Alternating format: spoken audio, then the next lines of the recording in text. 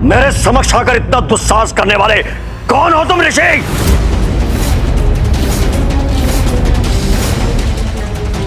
इस ऋषि को कहाँ देखा है मैंने?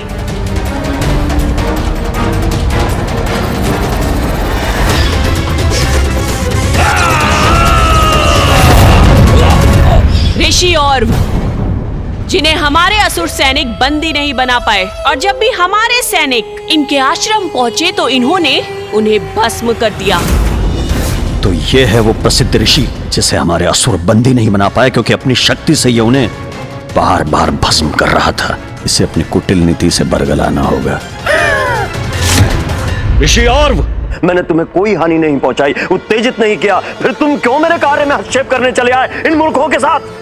निर्दोषों को कष्ट पहुंचाकर तुमने उत्तेजित किया है मुझे। इतना दुस्साहस कैसे किया तुमने?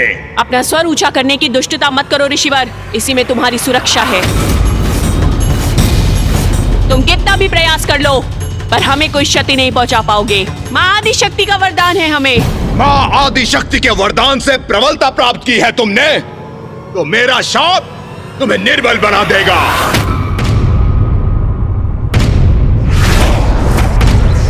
मैं ऋषि और दारुक और उसके असुरों को शाप देता हूँ कि यदि वो पृथ्वी पर ऋषियों, मुनिजनों, संतों और देवताओं के साथ हिंसा करेंगे, उन्हें कष्ट पहुंचाएंगे अथवा उनका वध करेंगे, तो उसी क्षण उनकी मृत्यु हो जाएगी। उनकी मृत्यु हो जाएगी। उनकी मृत्यु हो जाएगी।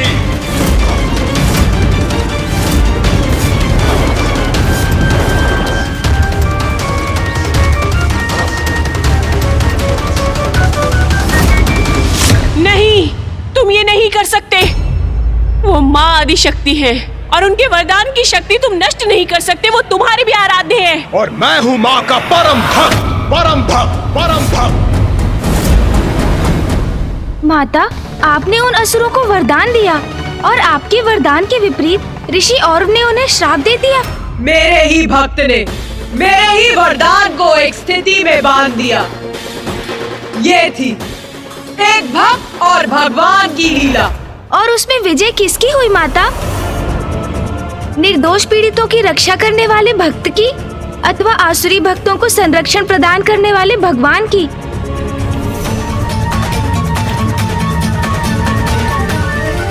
ऋषि औरव के श्राप ने हमें एक और अवसर दिया था, जिसका समुचित लाभ उठाने का हम सभी ने निर्णय लिया। योद्धा को अवसर प्राप्त हो तो उसे चूक नहीं करनी चाहिए। ऋषि औरव के श्राप से शक्तिहीन हो गए हो तुम दारुक। निरीह निर्दोष ऋषियों को बंदी बनाने चले थे ना तुम? उन्हें प्रताड़ित कर अपना दास बनाना चाहते थे, किंतु अब और नहीं। तुम्हारे इस दुष्कृत्यों के दंड स्वरूप मृत्यु के भागी अवश्य बनोगे तुम। कर्म जो भी करेगा तू, पड़ेगा भोगना, भरना। ये कैसे संभव है? मैं देवी आदि शक्ति द्वारा रक्षित हूँ। इस ऋषि का शाप मुझे कैसे क्षति पहुंचा सकता? नहीं। अरे वहां खड़े खड़े मुंह क्या देख रहे हो? आगे बढ़ो। कोई शक्ति नहीं है इस ऋषि के शाप में, कुछ अनिष्ट नहीं कर सकता हमारा। ये देवता हमको इसके नाम से भ्रमित कर रहे हैं, डरा रहे हैं। कुछ नहीं होगा, आगे बढ़ो, आक्रमण करो, कुचल डालो, मैं तुम्हारे पीछे हूँ। जाओ।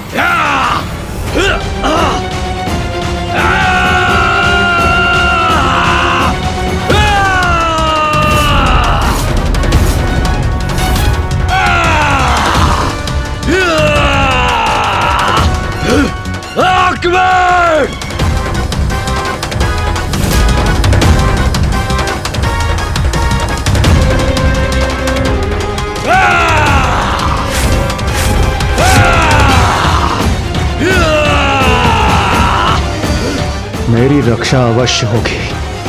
ऋषि औरव का तपोबल मेरी रक्षा करेगा। इंद्रदेव, मैं तुम्हें धूल दूषित करूंगा।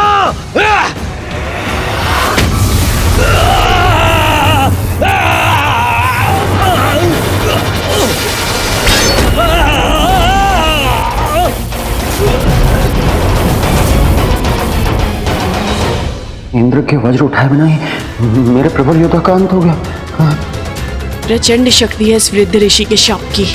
इसका आरंभ तो हो गया है, अर्थात हम किसी ऋषि और देवता को क्षति नहीं पहुंचा सकते हैं।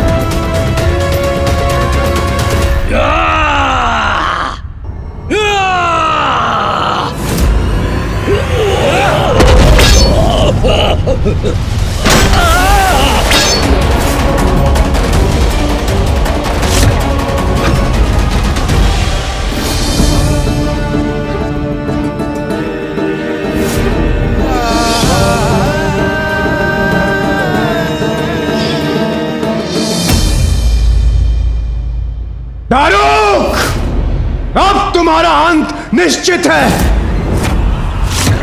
देवराज इंद्र का कथन सत्य तो नहीं हो जाएगा। मुझे आग करने में सफल तो नहीं हो जाएंगे ये देवता।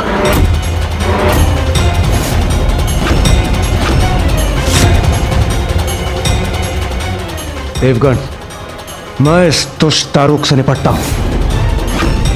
आप सभी बंदी ऋषियों को मुक्त कराइए।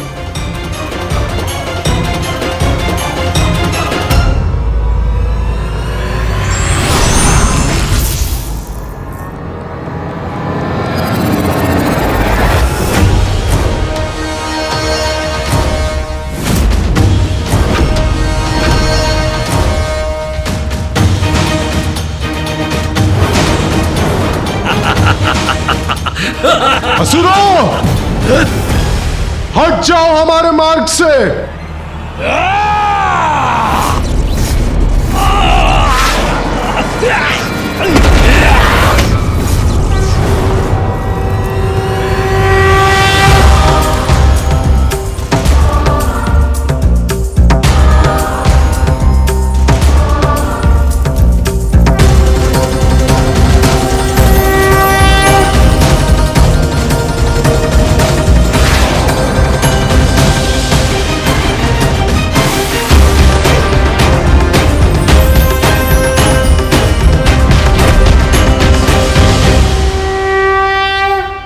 आइए।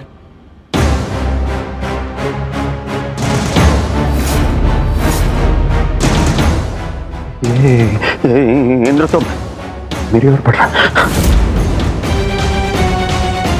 माँ, ये कैसी दुविधाजनक परिस्थिति है। हम युद्ध करें तो ऋषि और के शाप से हमारा अंत होगा, और युद्ध न करें तो ये देवता हमारा अंत कर देंगे। अब क्या करें हम? माँ, आपने वचन दिया था कि आप मेरे और आप मेरे असुर समुदाय की रक्षा करेंगी।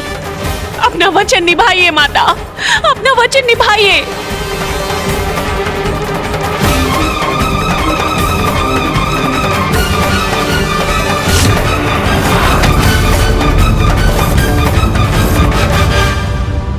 दारुक, तुम्हें तुम्हारे अपराधों का दंड अवश्य मिलेगा।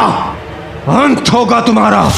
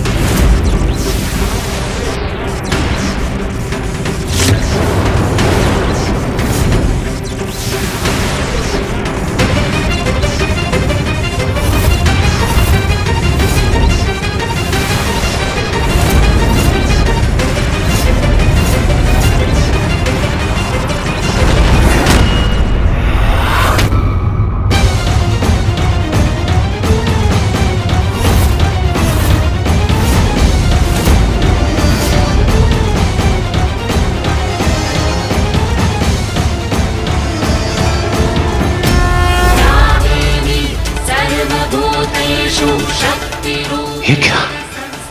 माता आदि शक्ति ने पुनः इसके चारों ओर रक्षा कवच उत्पन्न कर दिया।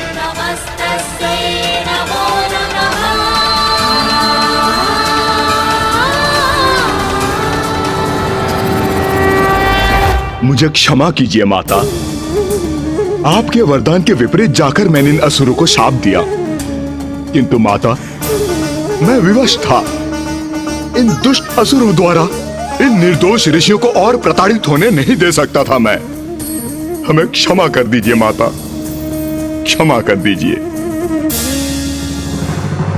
अपना वचन पूर्ण करने के लिए और हमारी रक्षा करने के लिए आपका कोटि कोटि धन्यवाद माता। पुत्री दारुका, तुम्हारी रक्षा करने का वचन मैंने निभा दिया, किंतु ऋषि ऑर्व का श्राप अभी भी स्थिर है। क्या स्थिर है माँ?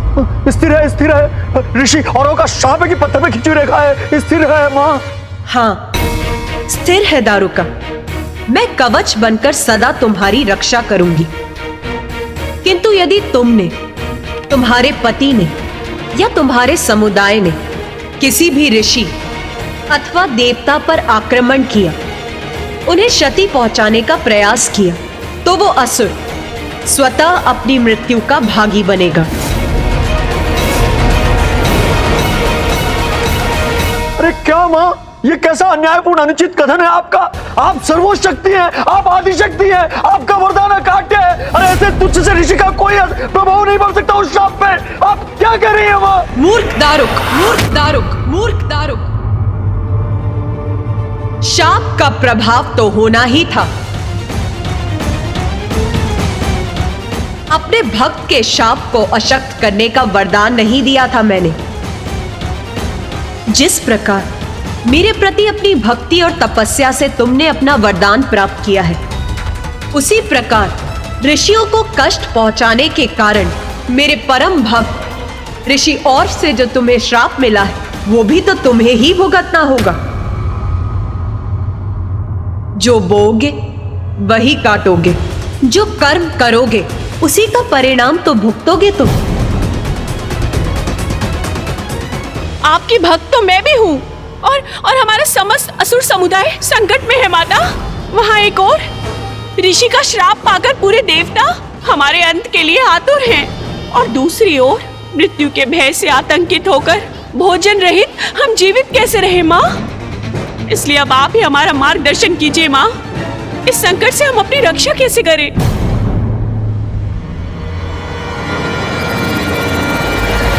पुत्री दारुका, तुमने वरदान स्वरूप मुझसे एक वन मांगा था, जो मैंने तुम्हें प्रदान किया।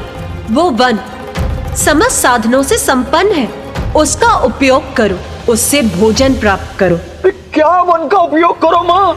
अरे हम असुर हैं, मांसाहारी हैं, हम घास फूस खाएंगे, हम मांस खाने तो यहाँ आए थे माँ।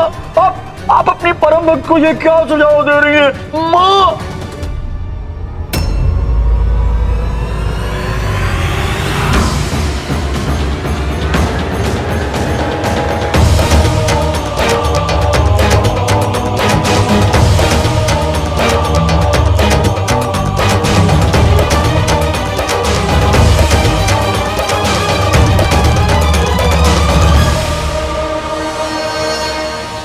देवगण, इन ऋषियों को सुरक्षित स्थान पर पहुंचा दीजिए, किंतु मेरी दृष्टि इस दुष्ट दारुक पर केंद्रित रहेगी। अवसर प्राप्त होते ही इसका अंत करूंगा मैं। पुत्री दारुका, जब तुम्हारे ऊपर आक्रमण होगा तब मैं तुम्हारा कवच अवश्य बनूंगी, किंतु मैं स्थायी रूप से तुम्हारे साथ नहीं रह सकती। अपनी रक्षा का प्रयास तो तुम्हें भी करना होगा।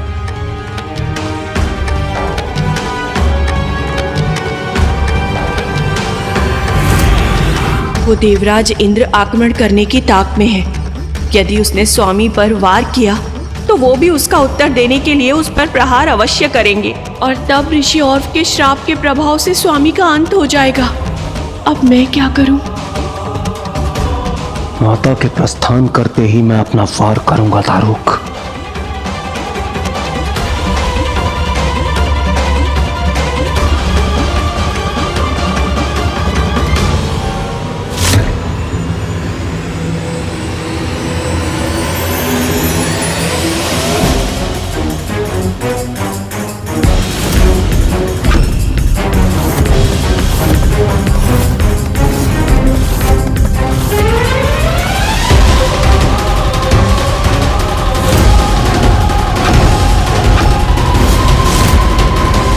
ये तो वही घटित होने लगा जिसकी मुझे आशंका थी।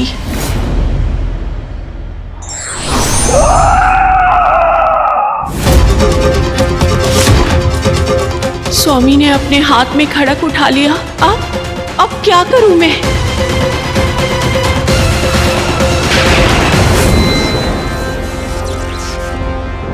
पुत्री दारुका, तुमने वरदान स्वरूप मुझसे एक वन मांगा था।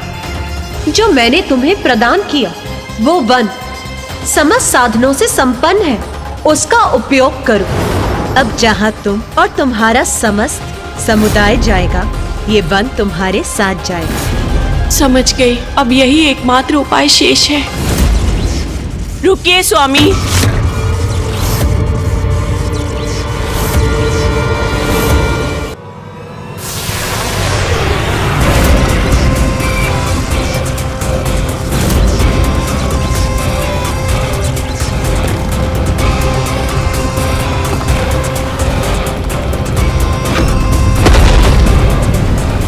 ये क्या हो रहा है?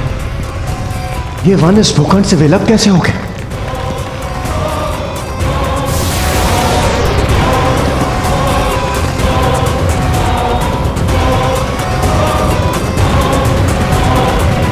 ये वन तो उड़ गया। कदाचित मुझसे क्षणिक विलंब हो गया। यह आसुरी वन आकाश में कैसे चला गया? इति समाप्ति। देवराज इंद्र, हम असुरों का विधान है, हम पराजय से भी बहुत कुछ सीखते हैं और अवसर पाते ही पराजय को जय में परिवर्तित कर देते हैं। यह प्रसंग यहीं समाप्त हुआ है इंद्र, मगर हमारे लिए नहीं, तुम्हारे लिए। हमारे लिए तो आरंभ है। तो इसी बात पर प्रतीक्षा करो।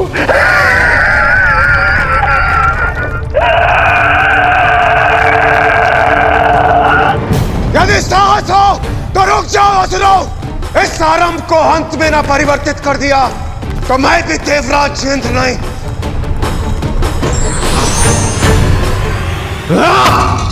अकस्मात ये वन कहां लुप्त हो गया?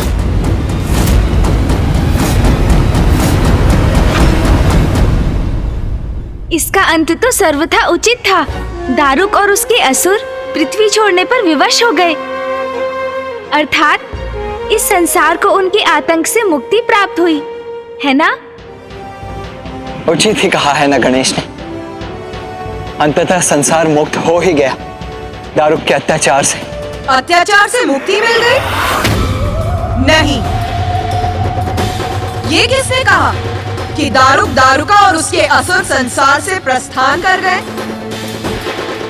नहीं, क्योंकि दारुका ने अपने वन को सागर में स्थित कर लिया। वो दोनों सागर में वास करने क्यों चले गए माता?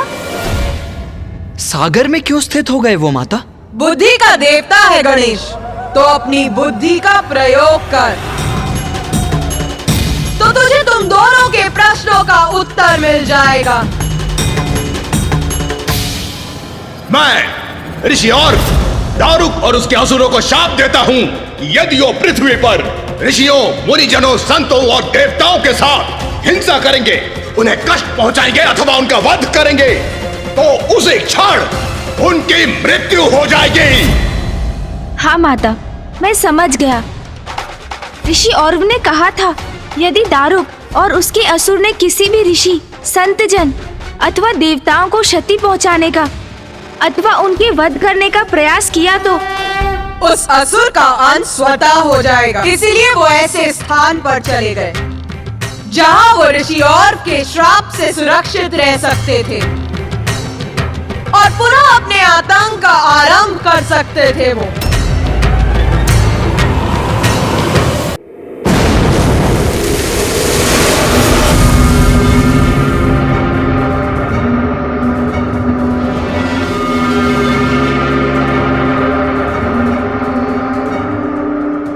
दारुका, ये कहां ले आई हो? चारों तरफ जल ही जल है। वहां पृथ्वी पर सब कुछ प्राप्त करने का साधन था, भोजन था वहां। अरे मैं और मेरे असुर यहाँ शेष जीवन ये जल पिएंगे, मीन खाएंगे, मछली। हम शाकाहारी हैं क्या? हम मांसाहारी हैं दारुका? स्वामी, आपके जीवन की सुरक्षा करना मेरा प्रथम ध्येय है। वहाँ पृथ्वी पर तो इन ऋषियों ने हमें स्थिर कर दिया था। ना तो हम उनका वध कर पाए थे और ना ही उन्हें अपना आहार बना पाए थे। अरे हमें ज्ञात है दारुका कि हम ऋषियों को आहत करते तो स्वयं आहत हो जाते, पर यहाँ क्या करेंगे, भोजन कहाँ है?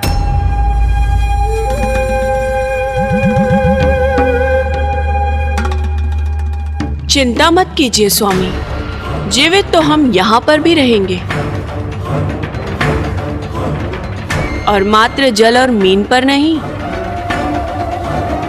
केवल उन पर।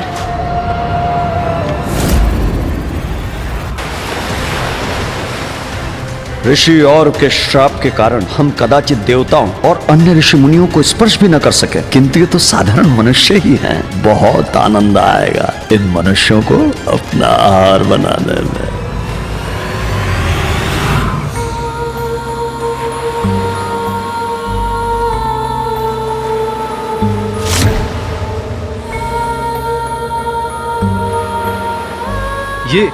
ये स्वर सुना आप लोगों ने? हाँ, ऐसा प्रतीत हुआ जैसे कोई स्त्री मधुर स्वर में गा रही हो। किंतु यहाँ इस सागर के मध्य में यहाँ कोई स्त्री कैसे हो सकती है? वो देखो वहां।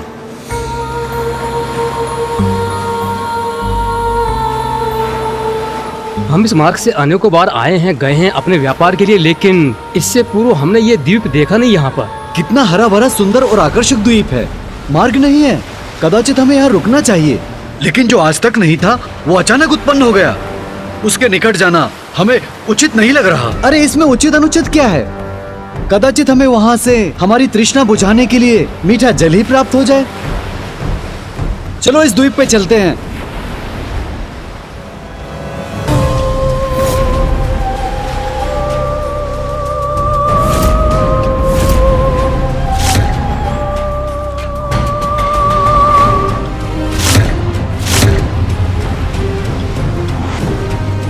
कितनी सुंदर स्त्री है ये। जितना सुंदर स्वर उतना ही सुंदर रूप भी। सुनिए। अरे ये तो द्वीप के भीतर चली गई। शीघ्रता करो, शीघ्रता से द्वीप तक पहुंचते हैं।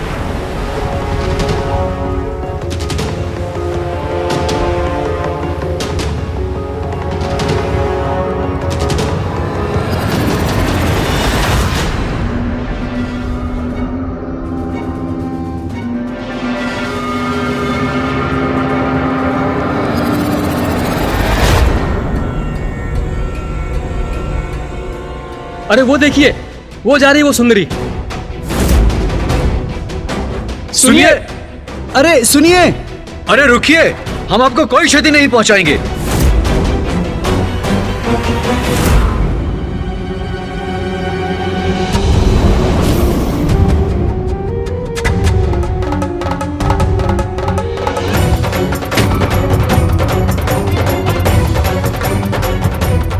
हम वन के इतने भीतर चले आए हैं कि वो सुंदरी भी अदृश्य हो गई है।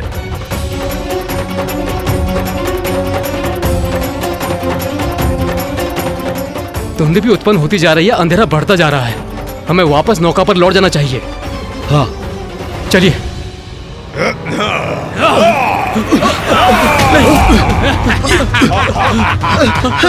हमें छोड़ दो, हमें जाने दो, छोड़ दो, हमें जाने दो, छोड़ दीजिए, हमें जाने दो, हमें जाने दो, हमें छोड़ दो, जाने दो, हमें जाने दीजिए। जाने दूं?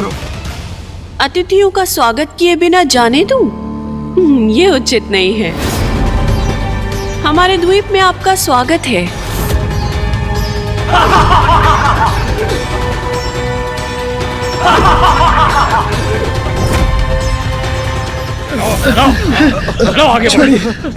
छोड़ दीजिए हमें। मैं आपका आभारी हूँ। आप लोगों ने इस उजाड़ वन को हरे भरे वन में परिवर्तित कर दिया। यहाँ चारों ओर जल ही जल है, नीर ही नीर, मछलियां ही मछलियां। मनुष्य और मनुष्य की जात यहाँ दूर दूर तक देखने सूंघने को नहीं मिलता। आशा है आपका पड़ाव यहाँ पर सुख कर रहा होगा। सुख कर तो अवश्य होगा, किंतु हमारे लिए। धन्यवाद प्रिय, तुमने इनकी उपस्थिति कहा कि मेरी क्षुधा और बढ़ा दी। अब नियंत्रण नहीं होता।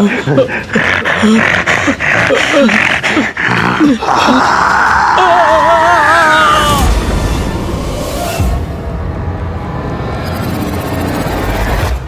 दारुक और दारुका को ऋषि औरव के शाप से बचने का मार्ग सुझाया, देवताओं के प्रचंड क्रोध से उनकी रक्षा की, किंतु वो तो फिर भी नहीं सुधरे। वो तो पुनः दुराचार में लिप्त हो गए। इन असुरों का तो स्वभाव ही ऐसा है गणेश, वो कभी नहीं सुधर सकते। असुर, देवता, मनुष्य अथवा अन्य कोई भी जीव क्यों ना हो, मैं उसे सुधरने का एक अवसर अवश्य प्रदान करती हूँ। अन्याय नहीं करती हूँ मैं।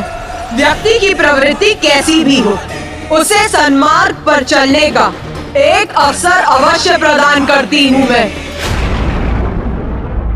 माता, मेरे मन में एक प्रश्न उत्पन्न हुआ है। मुझे तेरा प्रश्न अवश्य ज्ञात है, किंतु उस प्रश्न का उत्तर मैं नहीं, वरुण देव देंगे। पूछ अपना प्रश्न।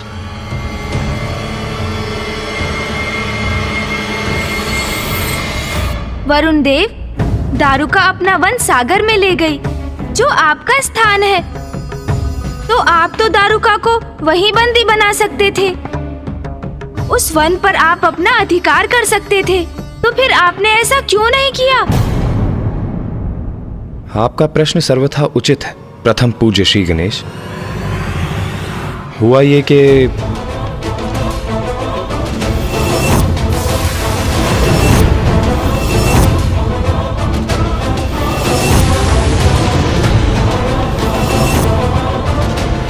क्या हुआ वरुण देव? क्या आपने उन्हें देखा? कहाँ है वो? आइए मेरे साथ इंद्रदेव।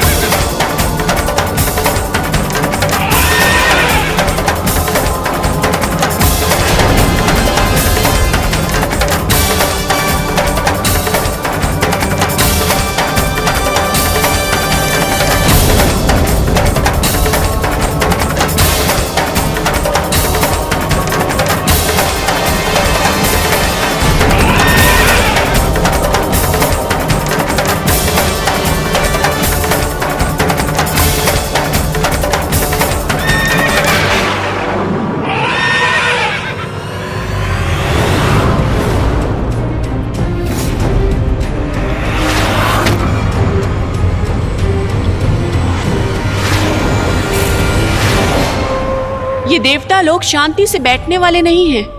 ये पुनः वापस आ गए, पर अब ये हमारा कुछ नहीं बिगाड़ पाएंगे।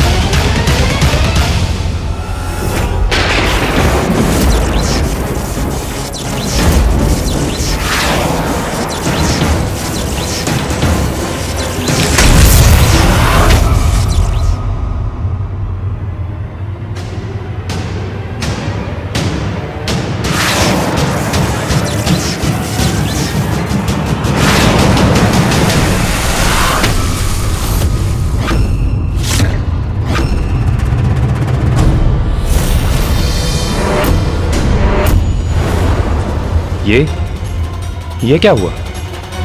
अभी तो दारुका का वन यही था, क्षण भर में ये कहां लुप्त हो गया?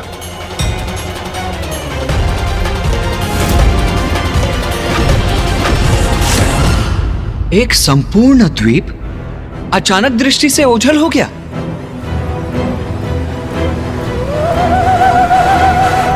माँ, वो दीप अदृश्य हो गया, क्योंकि आपने दारुका को वरदान दिया था कि वो अपने वन को अपनी इच्छा अनुसार कहीं भी ले जा सकती है। मैं बार बार उस वन को ढूंढता। हम वहां पहुंचते और जैसे ही हम उन पर आक्रमण करने वाले होते तो वो अदृश्य हो जाता।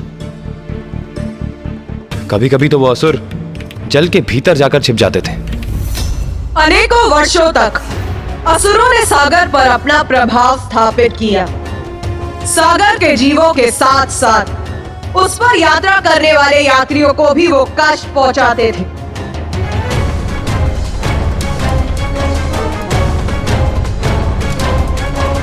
व्यापारियों को बंदी बनाते थे और उनसे अपनी सेवा करवाकर स्वयं सुख से रहने लगे। निरंतर कठोर श्रम कर जब वो बंदी मृत्यु प्राप्त करते थे तो असुर अन्य व्यापारियों का आखेट कर उन्हें बंदी बना लेते थे।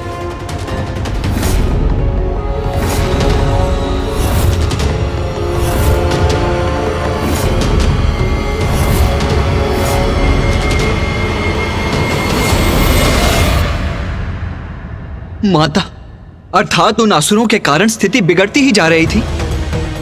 पृथ्वी पर वो ऋषियों को ताड़ना देते थे और सागर में निर्दोष व्यापारियों को। और हम इस संकट को दूर करने में असमर्थ थे।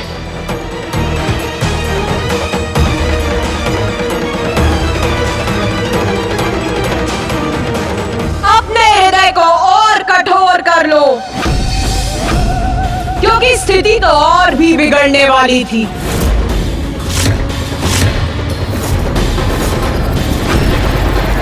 किंतु माँ, इससे बुरा क्या हो सकता था? ऐसा क्या किया दारुक और दारुका ने?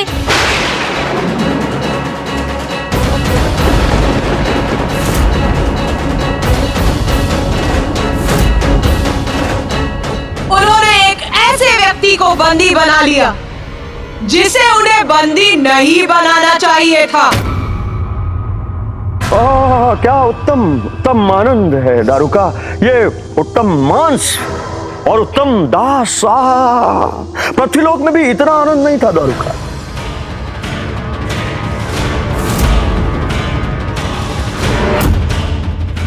इनको ले जाओ, इनको बंदी बनाओ। ये भोजन के लिए बाद में प्रस्तुत करना इनको। खाएंगे, ले जाओ।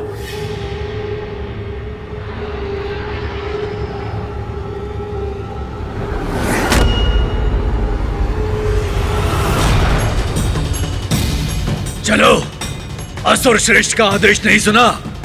चलो, उठो, चलो हमारे साथ।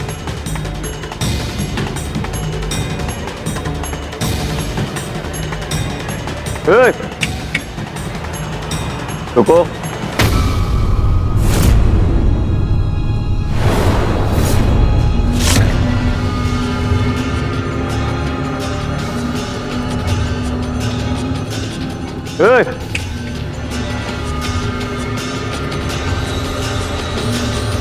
अरे तुम नहीं, अरे उससे बोलो।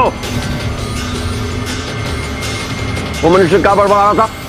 इधर आओ उसे। चलो, असुर श्रेष्ठ तुमसे कुछ पूछना चाहते हैं। चलो, आगे बढ़ो।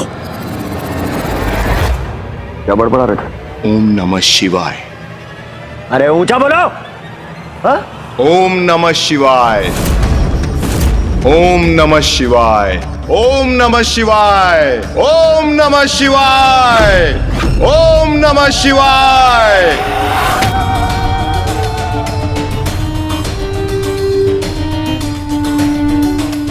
माता, कौन था वो व्यापारी? महादेव का प्रिय भक्त सुप्रिय।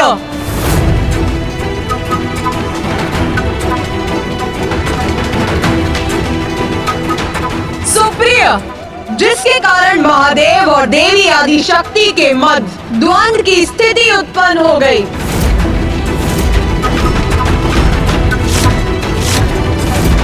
आपके और पिताश्री के मध्य द्वंद्व? जब माँ मूषिकासुर के विरुद्ध माँ उत्पन्न हुई थी, तब सृष्टि पर विनाश का कारण उत्पन्न हुआ था। ये स्मरण है मुझे। क्या पुनः वैसा ही हुआ है माता?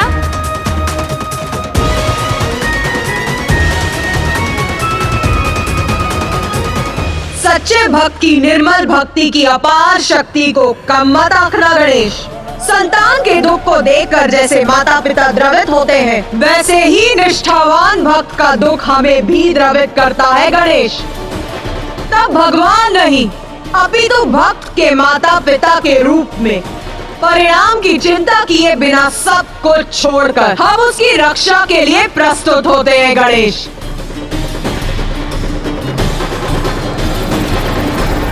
किंतु माता, ये द्वंद्व आवश्यक हुआ ही क्यों? क्या कारण था माता आदिशक्ति और पिताश्री के मध्य द्वंद्व का?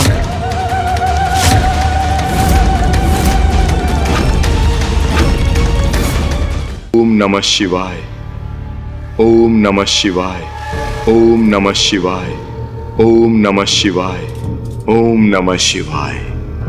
क्या बोला? ओम नमः शिवाय।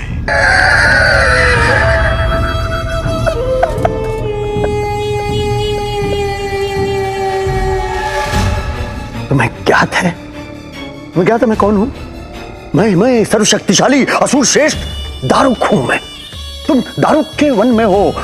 यहाँ जीवन और मृत्यु का निर्णय मैं करता हूं। इसलिए ओम नमः शिवाय मत बोलो, बोलो ओम दारुकाय नमः। ओम नमः शिवाय। ये इसे जितना शीघ्र समझ में आ जाए उतना ही उचित है। ओम नमः शिवाय, ओम नमः शिवाय, ओम नमः शिवाय। जब कष्ट भोगेगा ये शिव भक्त तो स्वयं सुधर जाएगा। ये ऐसा नहीं मानेगा।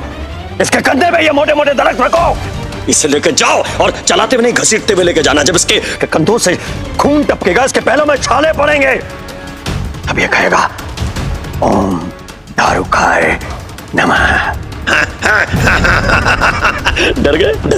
बोलो बोलो बोलो ओम दारुकाय नमः, बोलो बोलो। ओम नमः शिवाय, ओम नमः शिवाय। अरे अपने प्राण को बैठो के मुझ जानते नहीं हो तुम कौन हो? मैं जानता हूं, भली भांति जानता हूं कि तुम कौन हो। समुद्र पे यात्रा करने वाले व्यापारियों को आतंकित करते हो तुम। बस इतना ही साहस है तुम में दारुक। तुम हमारी स्वतंत्रता तो छीन सकते हो, किंतु हमारी भक्ति नहीं। मैं इसके प्राण हर लूंगा। मैं जीवित नहीं छोड़ूंगा इसे। ये दुष्ट अपने प्राण गवाएगा, नहीं सहूंगा इसका दुस्साहस मैं। नहीं सहोगे। मेरे द्वारा मेरे भगवान का नाम का जाप करना तुम्हें दुस्साहस लग रहा है, फिर अपनी पत्नी को कैसे सहन करते हो तुम? क्या वो आदिशक्ति की भक्त नहीं? क्या वो उनके नाम का जाप नहीं करती? ये धूर्त शिव भक्त तो मेरी भक्ति पर प्रश्न उठाकर स्वामी को उत्तेजित करने का प्रयास कर रहा है। इसे रोकना होगा मुझे। इस उद्दंड शिव भक्त को इसकी जिह्वा पर नियंत्रण रखना सिखाना होगा मुझे।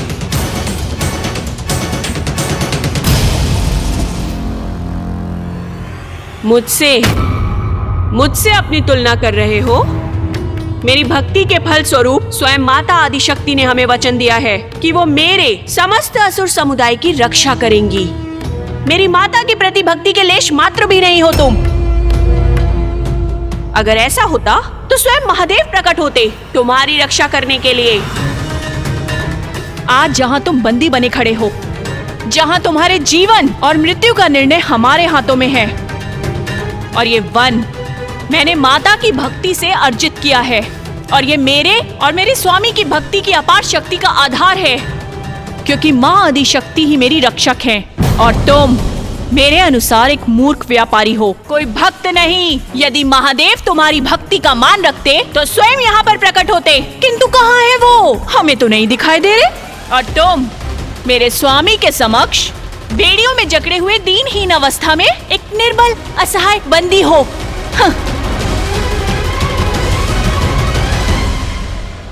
ओम नमः शिवाय, ओम नमः शिवाय, ओम नमः शिवाय, ओम नमः शिवाय, ओम नमः शिवाय। ये ऐसे नहीं मानेगा। इसकी आत्मा में समाहित ये शिव ओम नमः शिवाय। इसके रक्त की एक एक बूंद से निकालूंगा मैं। तो वो निरंतर जारी रख। ये ओम नमः शिवाय, ओम नमः शिवाय, ओम नमः शिवाय, ओम नमः शिवाय जारी रख। मैं देखता हूं तेरा शिव कहां से प्रकट होता है। ओम नमः शिवाय, ओम नमः शिवाय।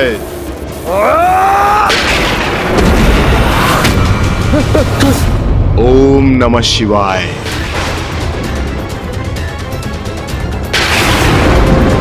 ओम नमः शिवाय, ओम नमः शिवाय। रुका, ये विद्युत ऊर्जा कहाँ से बनी है? ओम नमः शिवाय, ओम नमः शिवाय। का ये आकृति क्या कैसी है ये? रुका, क्या है ये? ओम नमः शिवाय, ओम नमः शिवाय। ये अचानक संपूर्ण वातावरण इतना भयंकर रूप क्यों ले रहा है? ओम नमः शिवाय।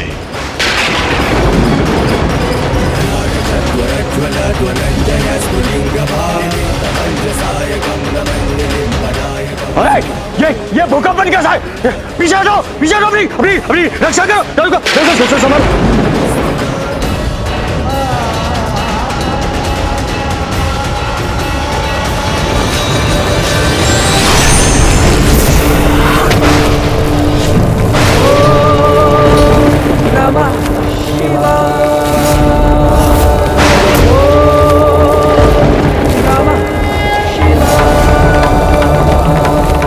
महादेव,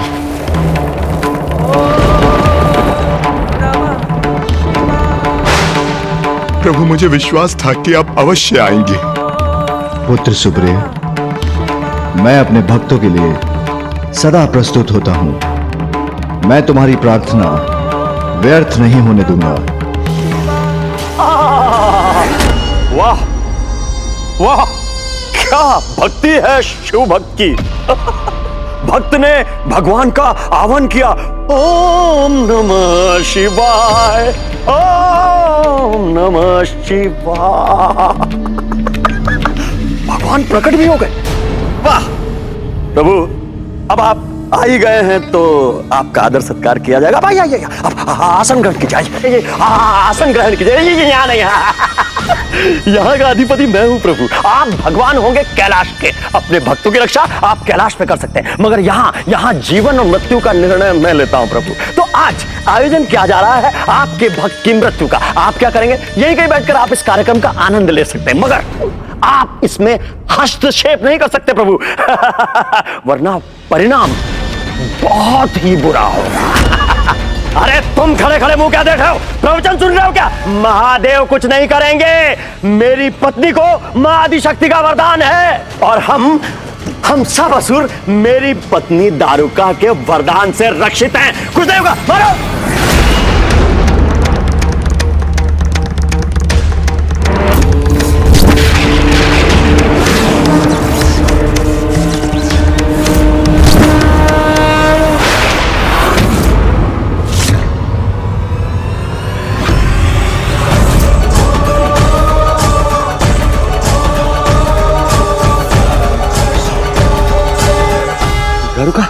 दारुका, ये मेरे असुर भस्म कैसे हो गए? दारुका, ये क्या हो गया दारुका?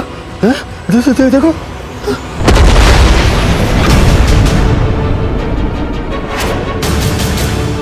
ओम नमः शिवाय, ओम नमः शिवाय।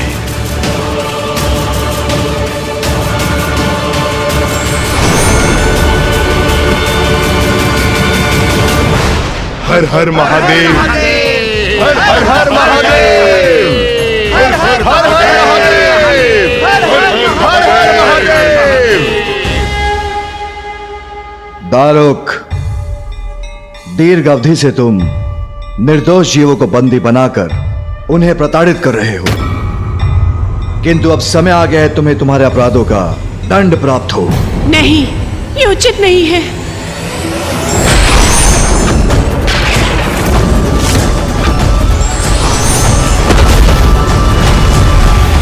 इस प्रकार तो महादेव हम सभी असुरों का वध कर देंगे। अब तुम्हारी बारी है दारुक। जब तक तुम जीवित रहोगे, निर्दोष निर्बल असहाय लोगों को कष्ट ही दोगे। जो अब मैं और होने नहीं दूंगा, इसलिए अब तुम्हारा अंत ही उचित है। मेरा अंत होगा शिव के द्वारा, महादेव के द्वारा? कैसे संभव है? मैं कैसे करूंगा अपनी रक्षा? नहीं नहीं, ये नहीं हो सकता, ये कदापि नहीं होने दूंगी मैं।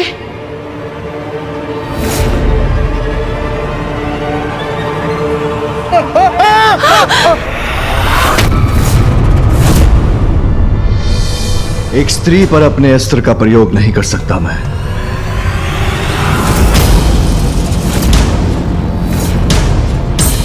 महादेव मुझे देखकर दुविधा में पड़ गए। मेरी युक्ति सफल हो गई।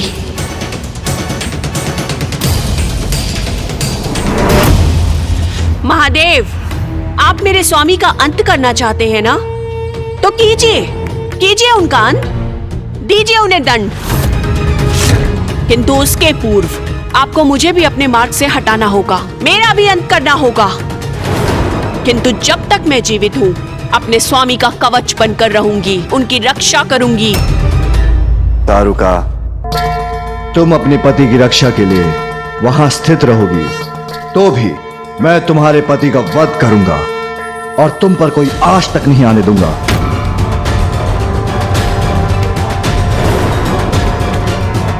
नहीं, ऐसा कदापि नहीं करेंगे आप महादेव।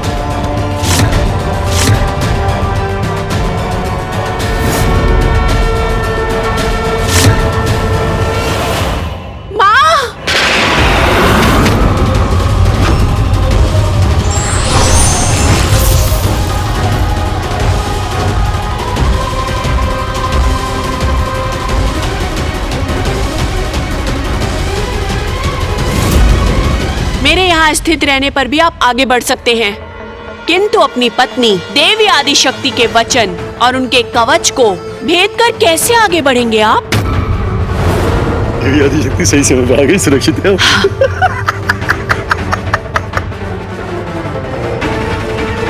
चलो अच्छा हुआ, देवी आदिशक्ति समय रहते आ तो गई, अब कुछ नहीं हो सकता मुझे, सुरक्षित हूं मैं।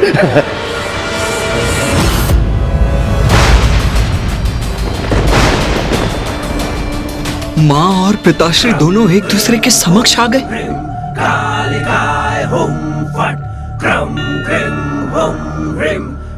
माता, दारुका ने तो आपकी आदिशक्ति के रूप को ही ढाल बना लिया, वो भी पिताश्री महादेव के विरुद्ध।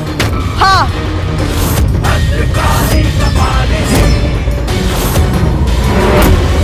मैं अत्यंत दुखी थी उस दिवस। मेरी ही शक्ति मेरे ही स्वामी महादेव को रोकने में बाधा बन रही थी, अति हो रही थी ये। किंतु मैं भक्त को दिए गए वरदान के कारण विवश हो रही थी।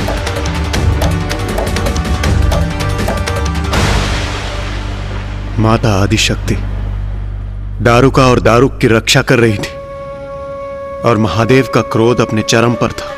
अत्यंत भयंकर और विकट स्थिति थी वो। महादेव का एकमात्र लक्ष्य था उस असुर का अंत करना जो उनके भक्तों को कष्ट दे रहा था, और स्वयं माता आदिशक्ति उनके मार्ग में बाधा बनकर खड़ी थी, जिस कारण महादेव का क्रोध और भी तीव्र होता जा रहा था। महादेव, क्या करेंगे आप? कैसी दुविधा में फंस गए? देखिए, मेरी पत्नी माँ आदिशक्ति की परम भक्त है और माँ आदिशक्ति ने स्वयं सुरक्षा कवच बना दिया।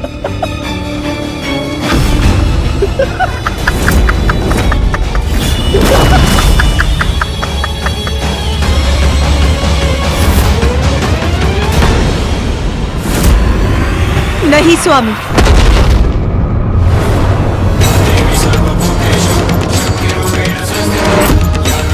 माँ, दारुका, माँ। अपना अस्त्र मत चलाइए, अन्यथा अनर्थ हो जाएगा।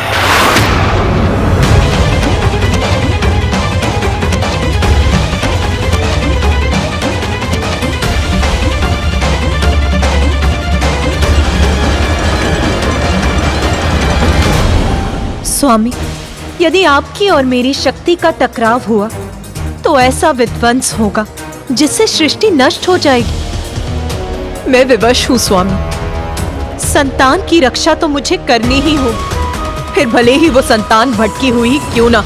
नारी, मां हैं आप, इसलिए आपका भावनाओं के अतिरिक्त में बहना स्वाभाविक है।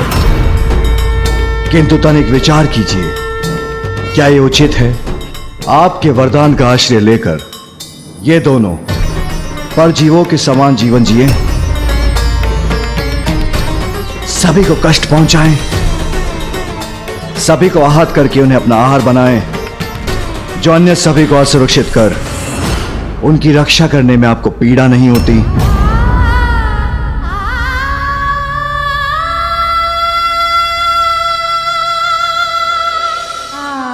स्वामी, असुरों का तो ये स्वभाव है, उनसे और क्या अपेक्षा करते हैं आप? उनके आराध्य को कितनी भी पीड़ा पहुंचे, फिर भी वो वही करते हैं जो उनकी इच्छा होती है। उनकी तामसी प्रवृत्ति आपसे छिपी नहीं है स्वामी। दारुका की भक्ति ने मुझे विवश कर दिया है स्वामी। उसके पति की और उसके असुर समुदाय की रक्षा तो मुझे करनी ही होगी। बस हट जाइए मेरे मार्ग से।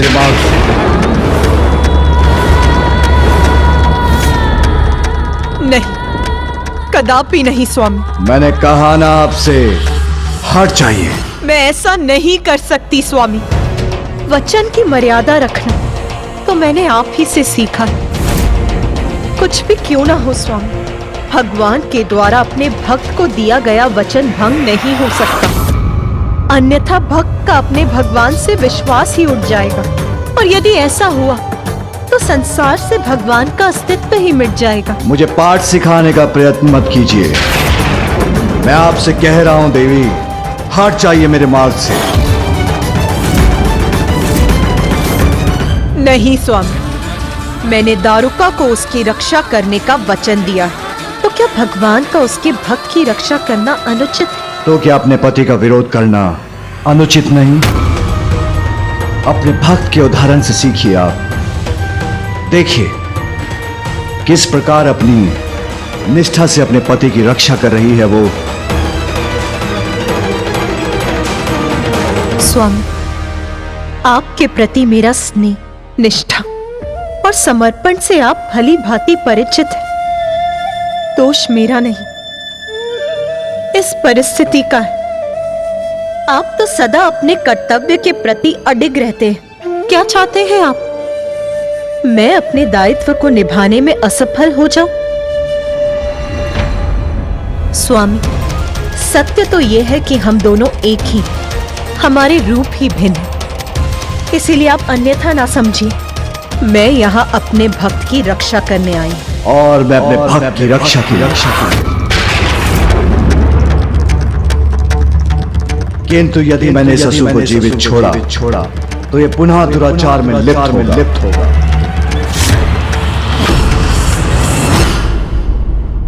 तो ठीक है स्वामी, हम दोनों अपने अपने स्थान पर उचित हैं। आप अपना धर्म निभाइए और मैं अपने दिए हुए वचन को निभाती हूँ।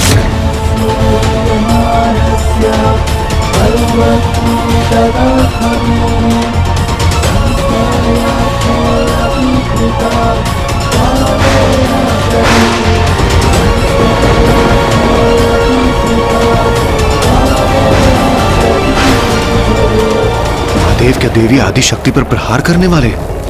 यदि महादेव ने देवी आदिशक्ति पर चंद्रहास चला दिया तो वो माता से टकराकर ऐसा विस्फोट करेगा कि समस्त रचना नष्ट हो जाएगी।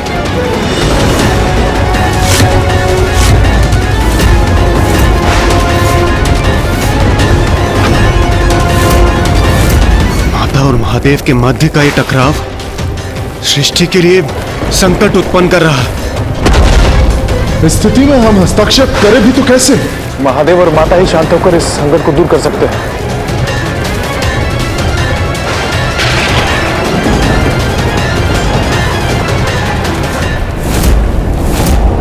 स्वामी, मैं आपसे विनती करती हूँ, शांत हो जाइए। यदि आपने इनका वध किया तो मैं अपने कर्तव्य वहन में असफल हो जाऊंगी। इसीलिए शांत होकर इस परिस्थिति का कोई समाधान सोचिए स्वामी, क्योंकि ऐसा तो आप ही कर सकते हैं। क्योंकि क्योंकि देवाधिदेव महादेव हैं आप, और उससे भी अधिक मेरे स्वामी हैं आप।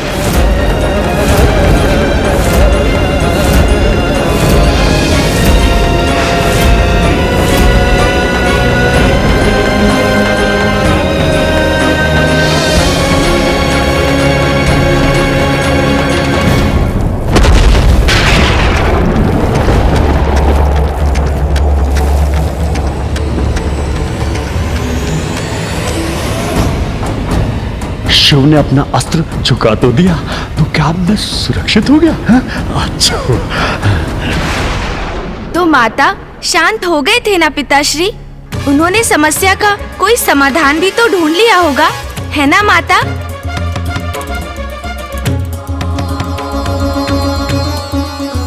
मेरी उत्सुकता तो ये है कि पिताश्री ने ऐसा क्या समाधान ढूंढ लिया। तब मुझे भी ऐसा ही प्रतीत हुआ था कि महादेव ने शांत मन से समस्या का समाधान ढूंढ लिया है, किंतु नहीं, उन्होंने तो स्थिति और भी विकट कर दी। पिताश्री ने स्थिति और विकट कर दी? कैसे माता? किंतु पिताश्री ने तो अपना अस्त्र हटा लिया था और एक नया अस्त्र छोड़ दिया, शब्दों का।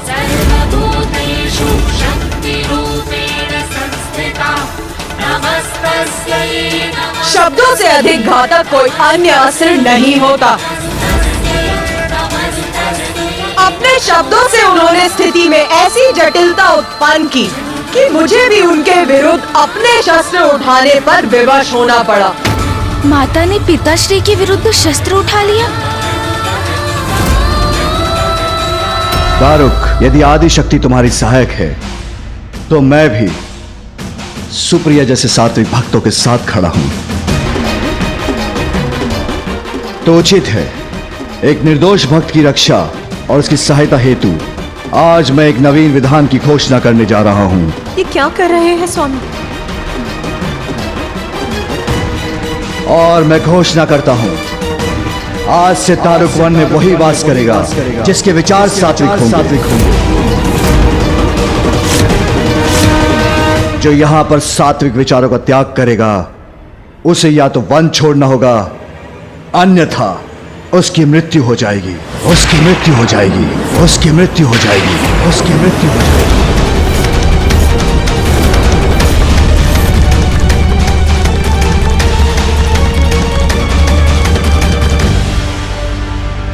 नहीं, ये उचित नहीं है।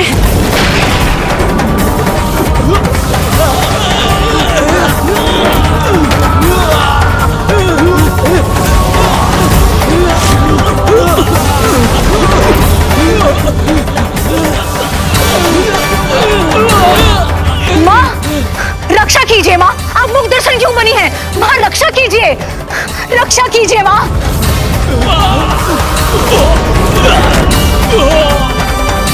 अपनी शक्ति दिखाइए, रक्षा कीजिए माँ।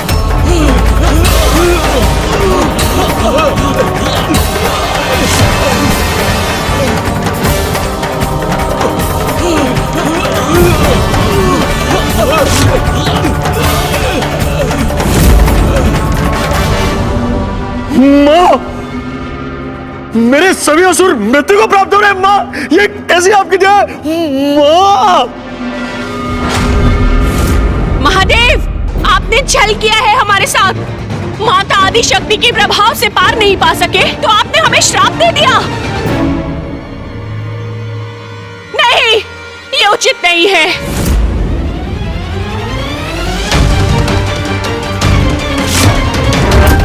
माँ, रक्षा कीजिए माँ, आपने वचन दिया था माँ। मुझे अपने वरदान की मर्यादा का मान रखने के लिए कुछ करना ही होगा। स्वामी, स्वामी,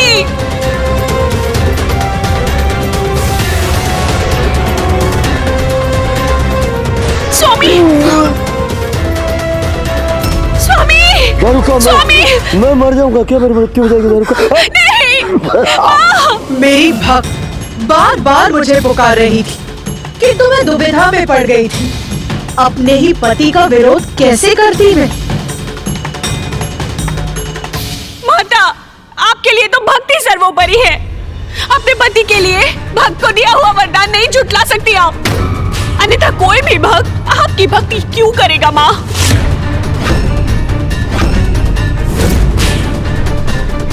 माता, मेरी गुहार सुनिए माता, हमारी रक्षा कीजिए माता।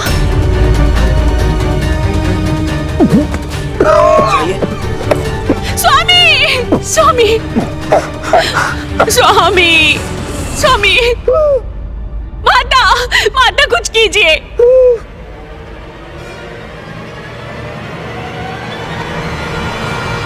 महादेव!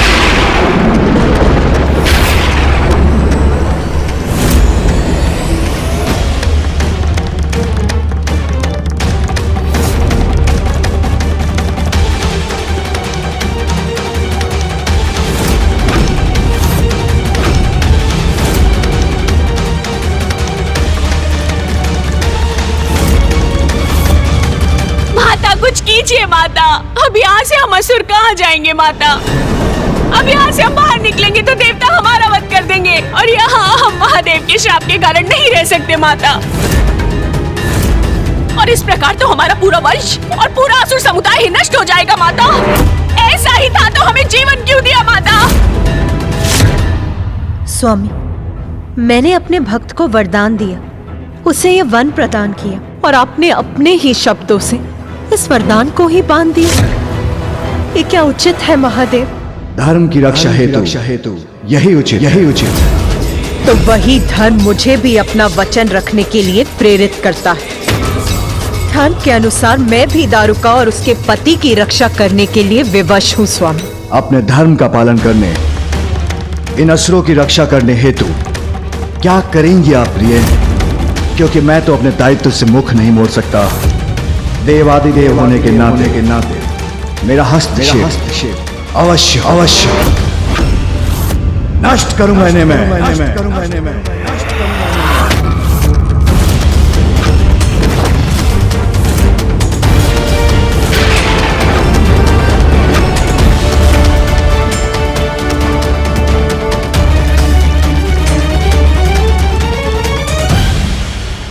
मैं ये वचन देती हूँ, दारुका, तुम्हारा वंश और असुर समुदाय सृष्टि के अंत तक यहाँ सुरक्षित रहेंगे।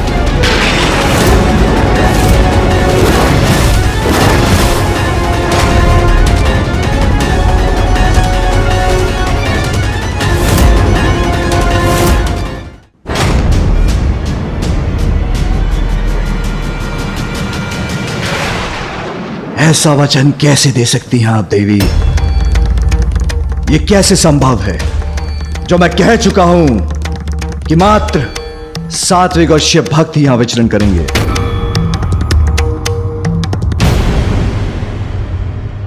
और मेरा वरदान ना, मैंने दारुका और उसके असुर समुदाय को यहाँ सुरक्षित रहने का वरदान दिया है और आपका वरदान मेरे वरदान में बाधक बन रहा है।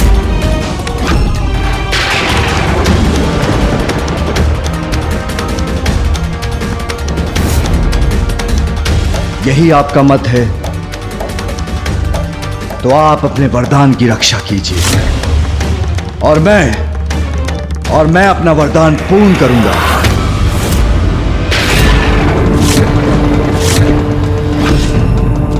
स्वामी, तो क्या आपकी इच्छा है कि मेरा और आपका टकराव? नहीं, मैं मात्र अपने वरदान की रक्षा करना चाहता हूं, जिसके लिए मुझे कोई भी संघर्ष स्वीकार है।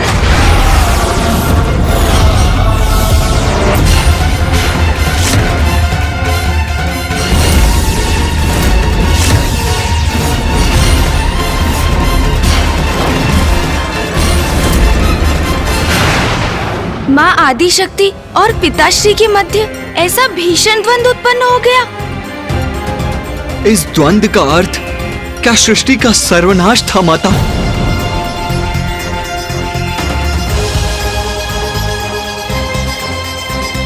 ये तो मेरी समझ के परे है माता। अभी तो सृष्टि का आरंभ ही हुआ था और आपने अपनी भक्त की रक्षा के लिए जो किया कि उसके लिए इतना बड़ा मूल्य चुकाना, संपूर्ण रचना को संकट में डालना, ये उचित था माता? माता, आपके और पिताश्री के मध्य ये द्वंद्व ब्रह्मांड की दो सर्वोच्च शक्तियों के विनाशकारी टकराव का अर्थ तो सृष्टि का सर्वनाश है। सृष्टि ना रहे तो आपके भक्त कहाँ रहेंगे माता? उचित कहा तूने गणेश, किंतु उस समय महादेव और मेरा क्रोध अपने चरम पर था। अपने भक्त की रक्षा हमारा धर्म, हमारा कर्तव्य और हमारा एकमात्र सत्य था, और हम दोनों ही अपने अपने सत्य पर अड़िग थे।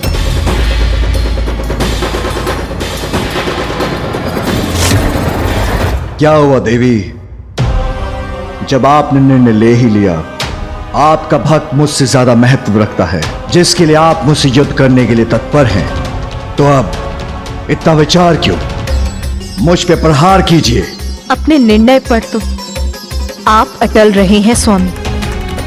निरंतर मेरी विनती अनसुनी कर इस द्वंद्व का आरंभ तो आप ही ने किया है स्वामी। जब अपने कथन से मेरे भक्त को उसके अधिकार से वंचित कर आपने ये भी स्पष्ट कर दिया कि आपके लिए मेरे वरदान का कोई मूल्य नहीं। मुझे मेरे भक्त को दिए गए वरदान की मर्यादा की रक्षा के लिए इस संघर्ष के सिवाय कोई उपाय छोड़ा ही कहाँ है आपने स्वामी?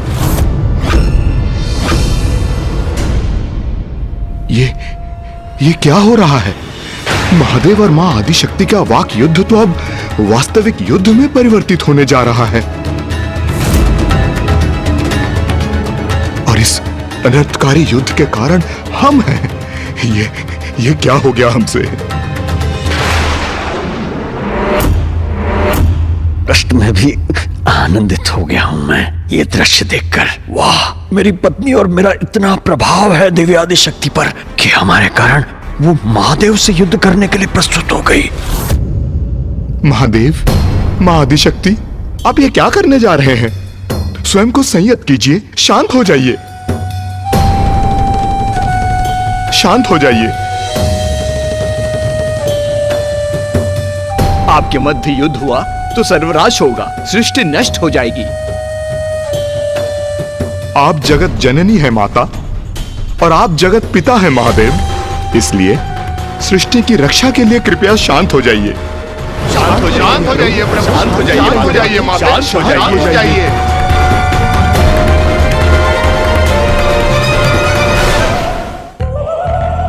वहां उपस्थित सभी मनुष्य अपने कष्ट भूलकर हमसे गुहार लगा रहे थे, मुझसे और महादेव से विनती कर रहे थे,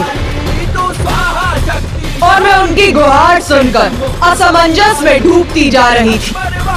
एक और तो मैं एक स्त्री थी, एक पत्नी थी, जो अपने पति के विरुद्ध जाने के लिए विवश हो रही थी, किंतु दूसरी ही ओर मैं अपने भक्तों के लिए माँ भी थी, और जगत जननी होने के कारण जगत का विनाश होते हुए नहीं देख सकती थी। इन सभी दायित्वों का अंतर्बोध मुझे व्याकुल कर रहा था। अपने ही आधार को कोई क्षति कैसे पहुंचा सकता है भला? इसीलिए स्वामी, जो मेरे जीवन का आधार है, उन पर वार करने के विचार से ही मेरे हाथ कंपित हो उठे थे।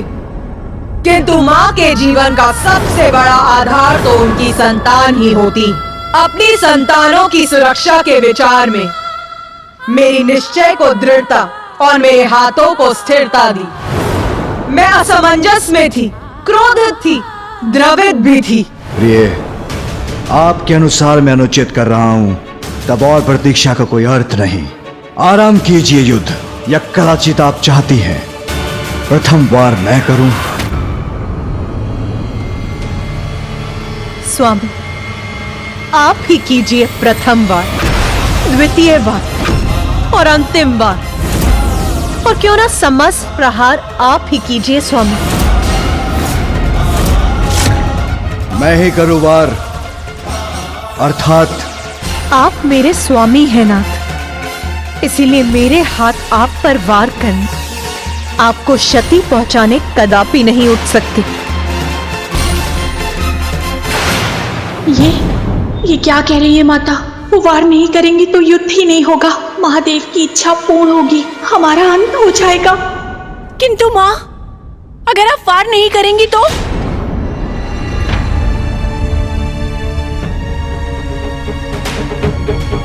मैं आप पर वार नहीं करूंगी स्वामी, किंतु इसका अर्थ ये नहीं कि मैं अपने भक्तों की रक्षा भी नहीं करूंगी।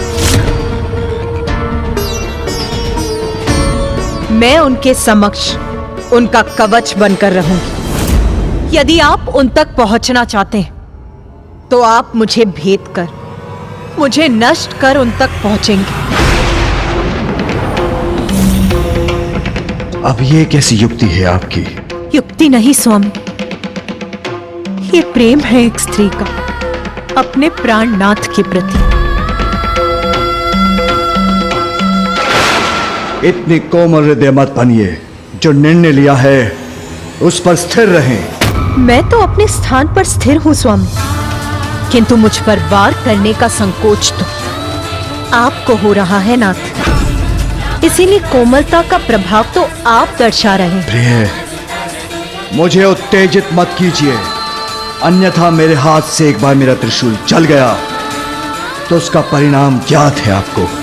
आपके त्रिशूल का प्रहार तो सहर्ष स्वीकार करूंगी मैं स्वामी, ये तो मेरा परम सौभाग्य है नाथ। देवी, इसके पूर्व की बहुत विलंब हो जाए, मैं अपना नियंत्रण खो बैठूं।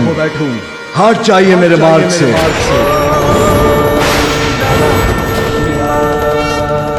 स्वामी, स्वामी!